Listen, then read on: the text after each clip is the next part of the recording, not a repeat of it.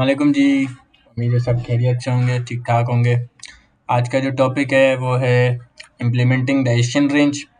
Asian range को हम अपनी इंट्राडे ट्रेडिंग में किस तरह वो कर सकते हैं, होल्ड कर सकते हैं, किस तरह ट्रेड करते हैं इसको। आज का ये इस चीज़ का टॉपिक है। सबसे पहला कॉन्सेप्ट जो है ICD concept used in this module, introducing the Asian range, defining the Asian range. Asian range क्या होती है, क्या टाइमिंग्स होती हैं, ये हमने पहले पढ़ी थी। आज उसका थोड़ा सा रिकैप भी करेंगे और इसको मज़ीद ब्लेंड कैसे करते हैं ये भी हम सीखेंगे।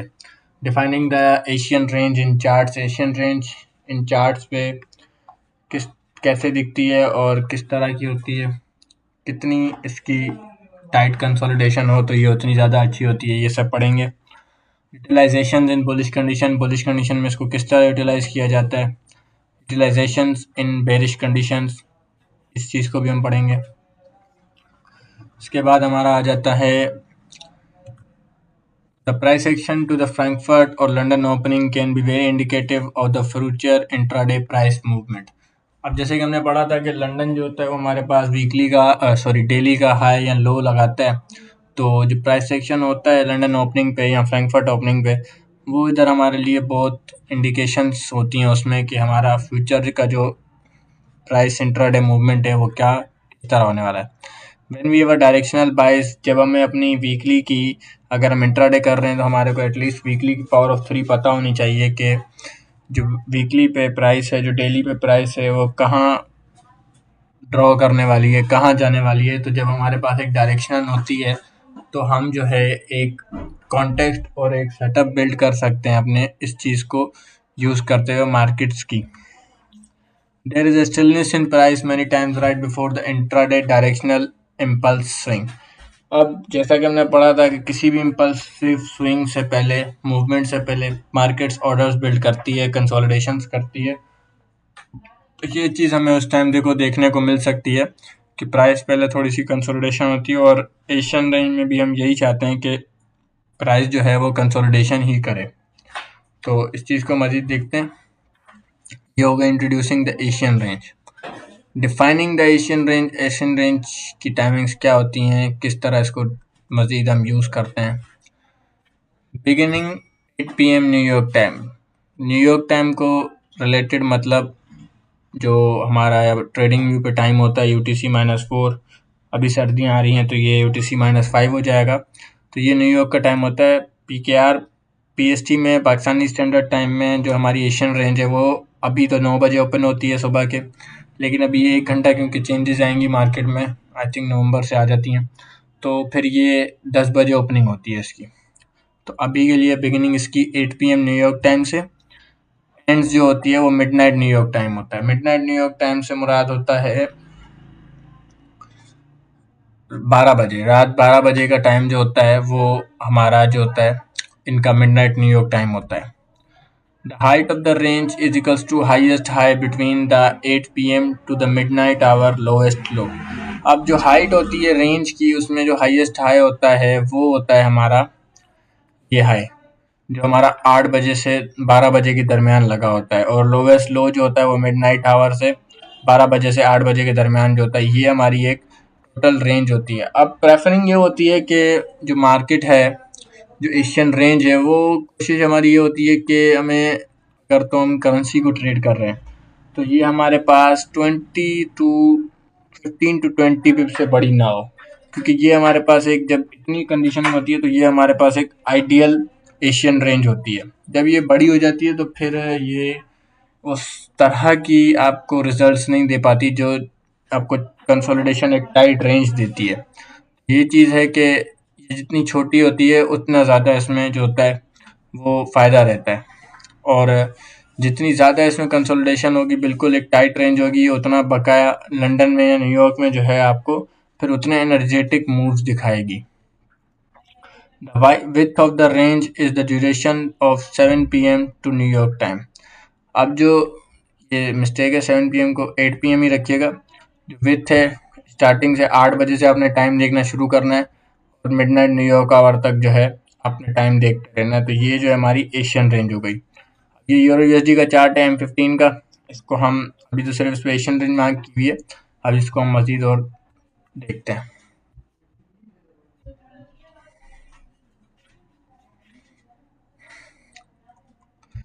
Utilizations in bullish conditions. The period when price is bullish, we can extend the Asian range high and low into the future. अब जब हमें पता होता है हमारे पास एक डायरेक्शनल बायस होता है कि प्राइस जो है वो बुलिश है, तो हम उस हिसाब से अपना जो हाई और लो है उसको एक्सटेंड कर लेते हैं फ्यूचर के लिए। तो ये हमारे पास एक डायरेक्शनल बायस होना ज़रूरी है कि हमें वीकली की जो पावर ऑफ 3 है, ये एक तरीका होता है कि आपका अपना बायास निकालने का, कि आपको पता होता है कि आपकी वीकली कैंडल कहाँ ड्रॉ कर रही है, तो आप इसी हिसाब से अपनी जो डेली कैंडल्स हैं उसको भी आप एक पहले से प्रेडिक्ट कर लेते हैं, तो आपके पास एक डायरेक्शन होती है, आपके पास एक बायास आ जाता है। तो इसके बाद when price return back to the Asian range high, we can anticipate institutional buying। अब इसमें क्या होता है कि जब प्राइस जो है एशियन रेंज से एक मूव पकड़ती है किसी भी साइड में, बाय साइड या सेल साइड, लेकिन वो उससे पहले एक एंट्री देने आती है, और वो जब वो एंट्री देने आती है वो हमारी एक एंटिसिपेटिंग होती है इंस्टीट्यूशनल बाय की। अब इसकी कुछ एग्जांपल्स देखते हैं। अब ये यूरो यूएसडी M15 का चार्ट है। इसमें क्या है कि इसमें प्राइस जो है वो ये हमारी एशियन रेंज है, ठीक है। ये हमारी 8 बजे से मिडनाइट न्यूयॉर्क आवर तक एशियन रेंज है। अब इसमें ये है कि हमने जो है अपना मिडनाइट न्यूयॉर्क आवर की जो आपकी प्राइस होती है ना, जो ओपनिंग प्राइस होती है मिडनाइट न्यूयॉर्क आवर पे, उसको आपने नज़र में रखना है, उसको आपने याद रखना है, उसको आपने मार्क करके रख लेना है। 12 AM न्यूयॉर्क टाइम की जो आपकी वो होगी प्राइस होगी, 12 PM की जो आपकी प्राइस होगी 12 AM की, उसको आपने मार्क करके रखना है। तो वो जो होती है वो आपके पास एक एज अ सपोर्ट, अगर तो आप बायर हैं तो आपको एज अ सपोर्ट काम करेगी, और तो अगर आप सेलर हैं तो वो आपको एज अ वो करेगी, सेल में रेजिस्टेंस के लिए आपके लिए एक वर्क करेगी। अब यहाँ पे जब हम देखते हैं तो हमारे पास पहले तो एक एशियन रेंज होती है, ठीक है। एशियन रेंज में जो हमारे पास एक एशियन रेंज होती है, एशियन रेंज के बाद प्राइस जो है वो सडनली डाउन आती है। अब जब वो प्राइस सडनली डाउन आती है तो एशियन का जो हमारा लो था वो हमारा जो होता है वो स्वीप हो जाता है। अब जब मैंने आपको लास्ट वीडियो में बताया था कि आपने एटलीस्ट अपना हाई और लो जो है, अगर आप इंट्राडे ट्रेडर हैं तो आप सेशन एसएमटीज फाइंड किया करें, आपको वो हेल्प करेंगी इंट्राडे ट्रेडिंग में। अब यहाँ पे आप नोट करें कि यहाँ पे यूरो यूएसडी में M15 का एशियन लो जो है लंदन में स्वीप हुआ है, ठीक है। अब इसको हम यूरो यूएसडी के साथ कंपैरिजन में देखते हैं। जब हम यहाँ पे वो चीज़ देखते हैं तो यहाँ पे एशियन का जो वो लो था वो यहाँ पे अभी तक स्वीप नहीं हुआ है, ठीक है। तो वो जो है हमारे पास स्वीप नहीं हुआ है, तो ये हमारे पास एक एसएमटी है। इसकी वजह से प्राइस लो को स्वीप करने के बाद सडनली ऊपर की तरफ निकल जाती है। अब आप देखें तो अब आपके पास एक ये हमारी मिडनाइट न्यूयॉर्क प्राइस, ठीक है, 12 बजे जो है वो हमारी मिडनाइट न्यूयॉर्क प्राइस आ गई। अब अगर हम देखें तो हमारे पास एक सिंपल सी एक प्राइस जो है वो हमारे पास एक बनी है। प्राइस हमारे पास पहले एशियन रेंज हाई पे आई है, एशियन रेंज हाई में उसने पहले एक एंट्री दी है, और उसके बाद जो है प्राइस जो है अपनी बुलिशनेस को कंटिन्यू करती हुई बुलिशनेस में गई है। तो इसमें हमारे पास एक कॉन्टेक्स्ट ये आ गया कि एशियन रेंज बनने के बाद हमारे पास एक मैनिपुलेशन साइड हो। मैनिपुलेशन साइड होने के बाद जैसे मैंने आपको बताया था पिछली वीडियोस में कि लंदन के स्टार्टिंग 2 आवर्स या 1.5 आवर्स में आपको एक मैनिपुलेशन मूव देखने को मिलती है जो आपका लो ऑफ द डे या हाई ऑफ द डे होता है। यहाँ भी आप 3 बजे से पहले पहले इसने देखें कि ये लो लगा है, और उसके बाद वो बुलिशनेस हो गई है, और फिर पूरा का एक्सटेंडेड आवर्स में कंसोलिडेशन हुई है। न्यूयॉर्क ओपनिंग पे इस पर अगेन मैनिपुलेशन हुई है, प्रोट्रैक्शन हुई है, एंट्री दी है, और उसके बाद जो है कंटिन्यू। तो ये आपका एक मॉडल पावर ऑफ 3 का भी बनता है, और पावर ऑफ 3 के साथ जब आप एशियन रेंज जो है अपनी एसएमटी के साथ कंबाइन करके यूज़ करते हैं तो आपका जो है आपको काफ़ी हद तक जो है क्लियरेंस इसमें देखने को मिल जाएगी। ये चीज़ हो गई, और इसके बाद जो है आपका प्राइस जो है वो बुलिश जाती है। तो ये आपने 3-4 मॉडल जब आप कंबाइन करेंगे तो आपको काफ़ी हद तक जो है बहुत अच्छे रिजल्ट्स मिलेंगे इंट्राडे प्राइस मूव में। और मोस्टली ये अगर तो आपका वीकली या मंथली के डायरेक्शन में ट्रेड है तो ये आपकी एज अ स्विंग ट्रेड या शॉर्ट टर्म ट्रेड भी वर्क कर जाती है। एक और एग्जांपल देख लेते हैं इसमें। एक और एग्जांपल अगर हम देखते हैं तो इसमें हमारे पास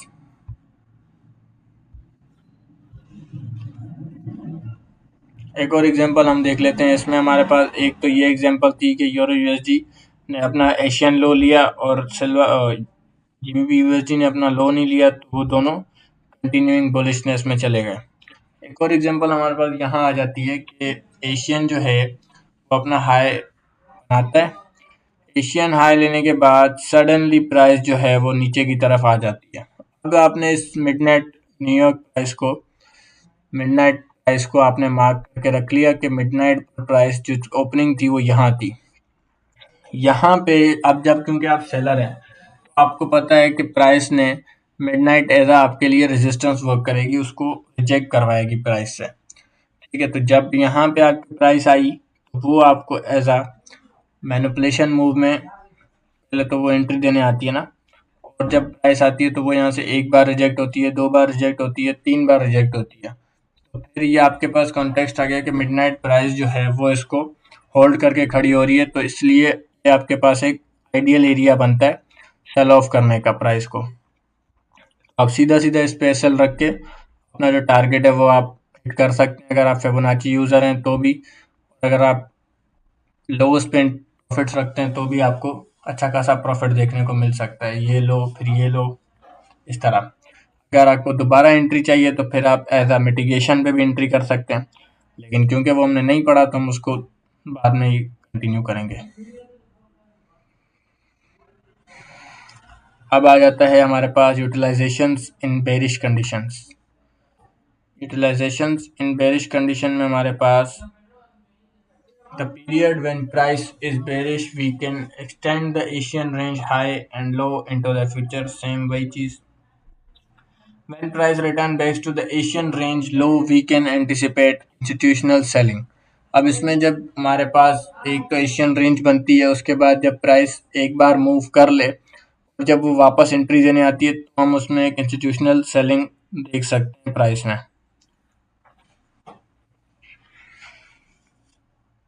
अब वही सेम चीज इंस्टीट्यूशनल हाई एंड लो। पहले तो आपके पास ये आ गई कि यहाँ पे आपके पास एक टाइट रेंज आ गई।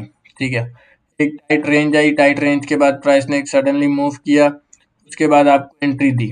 एंट्री देने के बाद जब अब यहाँ पे आपके पास एक इसके लोज हैं उन पे भी एंट्री मिलती है, दूसरी आपके पास ये फेयर वैल्यू गैप है, इस पे भी एंट्री मिलती है, और आप इजीली इसमें एंट्री लेके अपने टारगेट्स जो हैं उनको कंटिन्यू कर सकते हैं।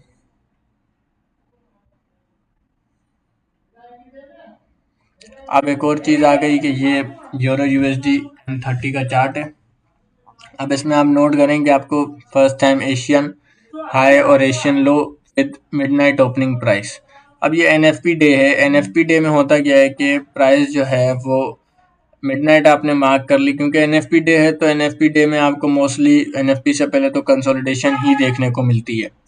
अब इसमें यह है कि प्राइस जो है आपको कंसोलिडेशन, थोड़ा सा स्वीप, अगेन बाय साइड दोबारा स्वीप, और फिर आ जाती है मिडनाइट पे। अब यहाँ पे आप नोट करेंगे आपका एशियन का जो हाई है वो जो है मिसिंग है। एशियन हाई जो है यहाँ पे मिसिंग है, लेकिन आप यहाँ पे नोट करें कि आपका एशियन जो हाई है वो कब का स्वीप हुआ है। अब ये चीज़ आपके पास एक एसएमटी के तौर पे वर्क करती है कि जब आपके पास ये चीज़ हुई भी है तो आपके पास एक तीन चीज़ों का कॉन्फ्लुएंस आ गया। एक प्राइस में एसएमटी बनी हुई है, और उसके बाद प्राइस ने बाय साइड भी स्वीप की है, और उसके बाद ये जो है मिडनाइट ओपनिंग प्राइस से भी ऊपर है। जब मिडनाइट ओपनिंग प्राइस से भी ऊपर है तो आपके पास एज अ मैनिपुलेशन या जूडा स्विंग जो है, हमारा नेक्स्ट टॉपिक जूडा स्विंग पे ही है, तो हम उस पर भी अपनी जो है, अब जब प्राइस आपकी मिडनाइट ओपनिंग प्राइस से ऊपर है तो आपके लिए ये भी एज एक जूडा स्विंग वर्क करेगा। तो अगर आप एशियन हाई पे भी रख के एंट्री करते हैं तो आपको इजीली 1:4 1:5 का जो है रिस्क रिवार्ड देखने को मिल सकता है। ठीक हो गया। तो अब सेम चीज़ इसी में देखें कि अब प्राइस जो है एशियन हाई स्वीप था, दोनों पेयर्स जो हैं वो सेल ऑफ हो गए। अब आपकी जो मिडनाइट ओपनिंग प्राइस थी वो अभी भी आपको एज अ सपोर्ट करेगी। एक बार तो आपने इसको ट्रेड कर लिया कि आपकी मैनिपुलेशन जो थी ऊपर की तरफ हो रही थी, तो वो प्राइस जो है नीचे की तरफ आ गई।